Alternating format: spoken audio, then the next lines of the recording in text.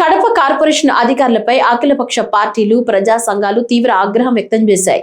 పన్ను వసూళ్లలో లక్షల రూపాయల బకాయిలు ఉన్న సంపన్నులను వదిలేసి సామాన్య ప్రజల్ని వేధిస్తున్నారని ఆరోపిస్తూ కడప కార్పొరేషన్ కార్యాలయం వద్ద ఆందోళన చేపట్టారు. ఈ సందర్భంగా మాట్లాడుతూ పన్నులు వసూలు చేసే సమయంలో సాధారణ ప్రజలపై ఒత్తిడి పెంచుతూ కుళాయి కనెక్షన్లు కట్ చేస్తామంటూ, ఇళ్లకు తాళాలు వేస్తామంటూ బెదిరింపులకు దిగుతున్నారని విమర్శించారు.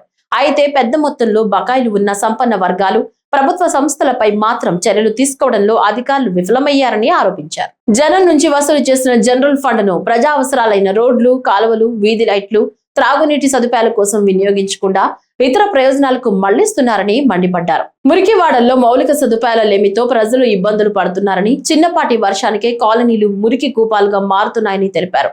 అదే సమయంలో దోమల పెరుగుదలతో డెంగ్యూ, మలేరియా వంటి వ్యాధులు విస్తరిస్తున్నాయని ఆందోళన వ్యక్తం చేశారు.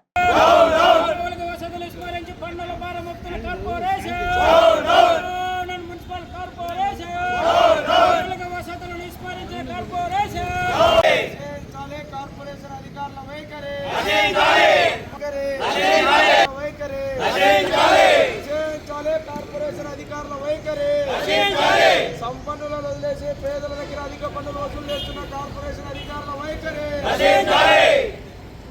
పన్ను చెల్లించలేరని నీటి కుళాయి కనెక్షన్లు కట్ చేస్తున్న నగరపాలక సంస్థ అధికారుల వైఖరి. కుళాయి కనెక్షన్లు కట్ చేస్తున్న నగరపాలక సంస్థ అధికారుల వైఖరి.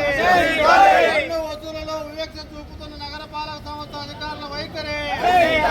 పన్నుల వసూలులో వివక్ష చూపు పాలక సంస్థ అధికారుల వైఖరి. అబౌట్ 35 కోట్లు 35 crores ఉంది ఇస్తారు.